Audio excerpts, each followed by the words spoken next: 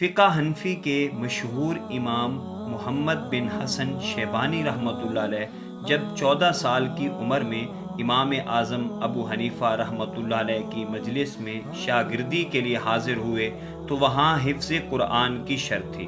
آپ کو اللہ تعالیٰ نے اتنا حافظہ دیا تھا کہ آپ رحمۃ اللہ علیہ نے صرف ایک ہفتہ میں قرآن مجید حفظ کر کے داخلہ کی شرط پوری کر لی، اور پھر صرف 4 سال تک امام صاحب کے حلقے درس سے اکتساب فیض کیا کہ ان کی وفات ہو گئی۔ بعد ازاں آپ رحمۃ اللہ علیہ نے ان کے شاگرد امام ابو یوسف رحمۃ اللہ علیہ سے بھی کسب فیض کیا اور شیخین کے علوم کی حفاظت و اشاعت کو اپنی زندگی کا مقصد بنا لیا۔ چنانچہ آپ نے المبسوط، الجامع الصغیر، الجامع الکبیر، السیر الصغیر اور السیر الکبیر جیسی شرح آفاق کتب مرتب کی۔ بلوغ الامانی میں مذکور ہے کہ ایک بہت بڑے عیسائی عالم نے امام محمد رحمۃ اللہ علیہ کی کتاب المبسوط کا مطالعہ کیا تو وہ ان کے علم و اجتہاد سے اتنا متاثر ہوا کہ اس کے دل میں اسلام کی صداقت کا یقین پیدا ہو گیا، اور اس نے یہ کہتے ہوئے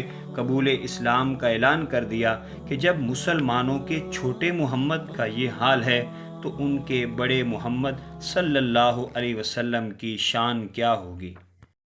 اگر ویڈیو اچھی لگی ہے تو اس ویڈیو کو شیئر ضرور کریں، ہو سکتا ہے ایک شیئر سے یہ بات کسی کے دل میں اتر جائے۔